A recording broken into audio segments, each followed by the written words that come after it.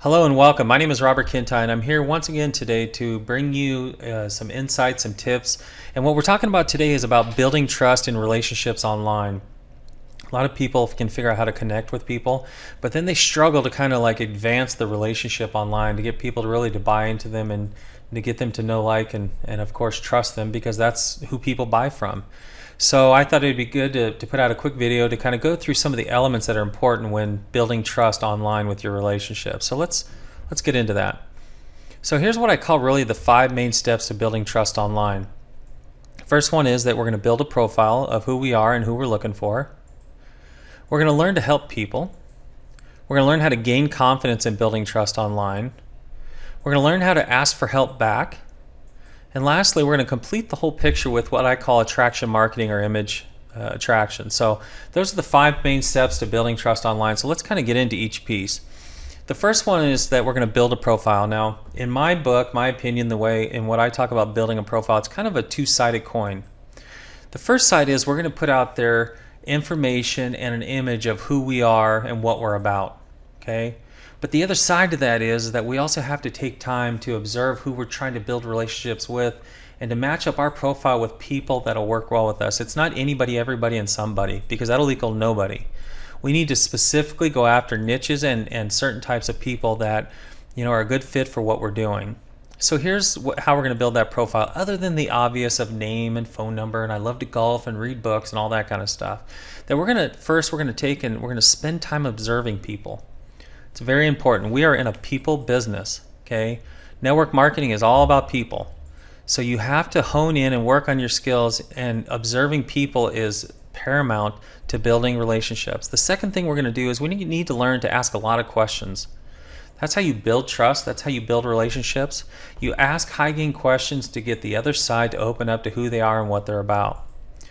We need to learn to take notes. I read a book, and I'm really fond of this book called Swimming with the Sharks by Harvey Mackay.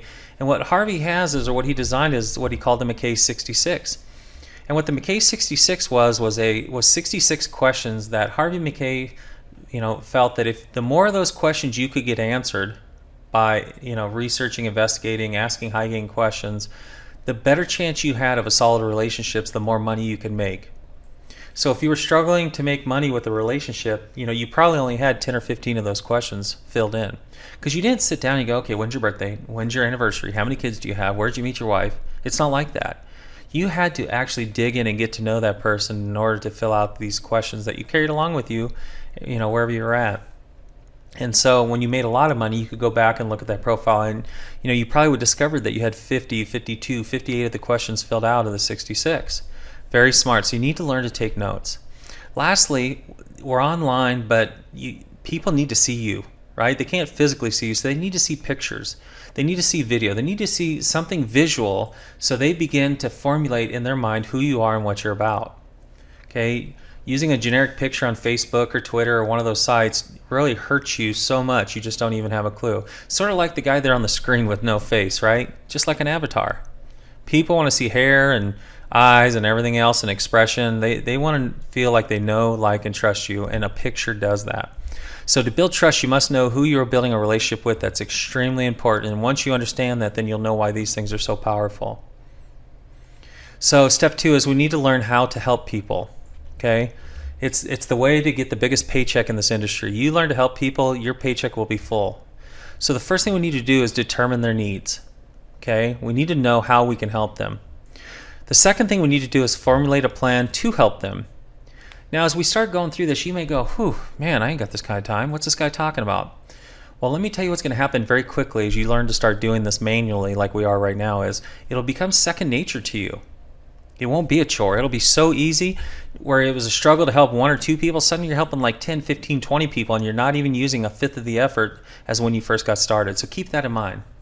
And then we need to execute and show your efforts. Don't be afraid to say, hey, at Sean Smith, check out this guy's blog. It's incredible. I really gained a lot of information from it. And Sean Smith will get notified that you reposted his blog. And remember this, because this is powerful. If you give someone a gift, they generally can't help but to want to give you a gift back. That's most people. Some people are just takers, and that's just the way it is. So keep that in mind.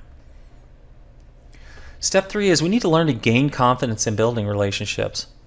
Because the more confidence that you get in building relationships, the better you'll get at building trust in your relationships. So the first thing you need to do is know you can help people. You got to know it. You got to believe it. Second thing you need to do is you need to know that you're a good fit. Well, how do you know you're a good fit? Because you're doing the homework. You're doing the steps necessary to make sure that who you're trying to connect with and build a relationship for, that you're a good fit with them. Third is you need to have confidence in the system. You need to understand that what you're doing works and use it. And fourth, become a champion builder. What's wrong with being the best at building relationships? Online can be just as powerful, if not more, than off. So don't second guess it at any time that it's a waste of your effort, because it definitely is not.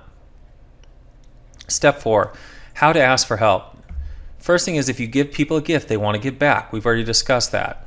Okay? So a lot of times you won't even have to ask for help back. The second thing, which is extremely important, is never bring up what you did for them. Hey, you have to help me because I helped you and I did this and I did that. That's a no-no. That's going to take away trust very quickly. Third, make helping you rewarding. Right? The more grateful you are, the more you show your gratitude, the more they're going to want to help you. You must be genuine in your initial efforts for this stage to work effectively. You have to be genuine. Help to help, don't help to expect returns. As tough as that is as humans, you got to take that out of the equation. So step 5 is your image and attraction marketing. Things that, and I have to bring these up, and they may seem like, why is he putting this there? Because I watch online all the time this stuff going on. First thing is, never embarrass your friends or yourself. It's a huge mistake. People will not only not be attracted to you, but if they see you doing that to your friends or to yourself, they'll pull away as quickly as possible.